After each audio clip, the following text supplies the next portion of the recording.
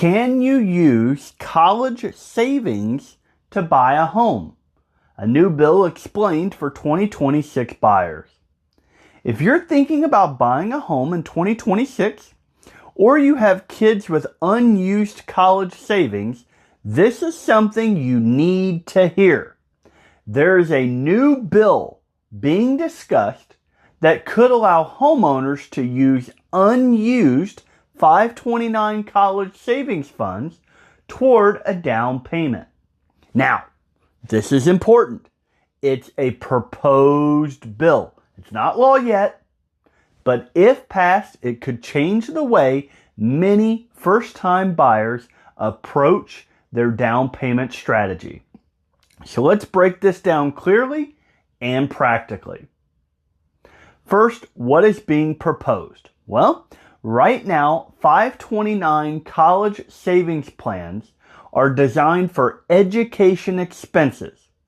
If you withdraw funds for non-qualified purposes, you typically face taxes and penalties on the earnings. This new proposal would allow unused 529 funds to be redirected towards purchasing a home, specifically for a down payment. And that is a big deal, because one of the biggest barriers to home ownership is not income. It's not even rates. It's the upfront cash, the down payment, the closing costs, the reserves. So if this bill becomes law, it creates just another potential funding tool for buyers who already have money sitting in a 529. But who would this help? Well, this could help first-time buyers who ended up not using all their college funds, parents who overfunded their 529, families with multiple children where funds remain unused, and buyers trying to avoid draining their emergency savings. And here's where it gets strategic.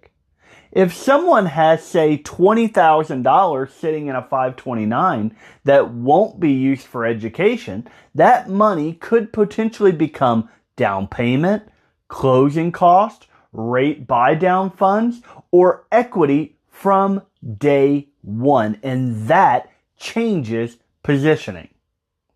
So why does this matter more in 2026? Well, we're currently in a market where affordability is stabilizing, but buyers still need smart structuring. Here in the Louisville area, we have seen increased inventory year over year. There's a slight moderation in sales pace, and there's more negotiating room now compared to peak competition years.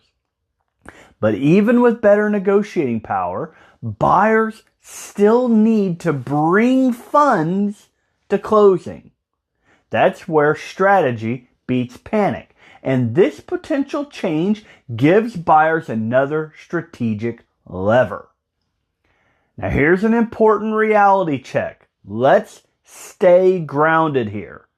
This bill is not law yet. Even if it passes, there will likely be qualification requirements, limits on the uses, tax considerations, primary residence rules. So this is not free money. It's a potential tool. And tools are powerful if they are used correctly.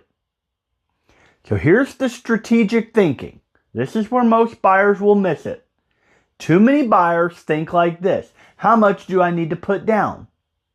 Instead, the better question is, what is the most efficient way to structure my down payment? Sometimes that means a 3% conventional loan, an FHA loan, seller concessions, rate buy downs, or now, potentially, maybe 529 reallocation. It's not just about scraping together cash, it's about capital efficiency. So what would I tell a buyer today? Well, I would say if this bill passes, I would tell my buyer clients before touching your savings, before pulling retirement funds, Before borrowing from family, let's evaluate whether unused education funds can be part of your strategy. Because preserving liquidity matters, especially in the first years of home ownership. So now let's talk big picture. Buying a home is not just a transaction. It's a financial positioning decision. You have mortgage structure, equity growth, cash reserves, tax strategy, and exit flexibility. That's why I always tell buyers that rates matter, but structure matters more. By the way, if you're enjoying these updates and want practical, real-world strategy for buying in Kentucky, make sure that you're subscribed to my channel. I post content that helps buyers think smarter, not louder. So what does all this mean for Louisville buyers specifically? Well, Louisville still remains one of the more affordable mid-sized markets nationally. We're not seeing the same pricing pressure as coastal markets. But we are seeing buyers competing for renovated homes. We are seeing investors active in certain neighborhoods. We are seeing higher days on market in rental-heavy areas. And we're seeing value differences between renovated and non-renovated homes. So having stronger down payment positioning can improve offer strength, help with an appraisal buffer, allow rate buydowns, or simply lower your monthly payment. And that flexibility can be the difference between almost works and this works. My final thoughts are these. We're entering a phase of the real estate market where strategy is beating speed.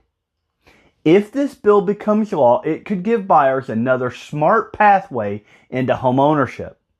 But like anything in real estate, execution matters. If you're sitting on unused college savings, if you're helping kids plan their first purchase, or if you're just trying to figure out how to structure your next move, let's talk it through. I am David Hittle, your real estate specialist doing business as Shop Kentucky Homes LLC with United Real Estate Louisville. And again, if you're thinking about buying in 2026, the smartest move you can make isn't just watching rates, it's understanding your options. And I'll see you in the next video.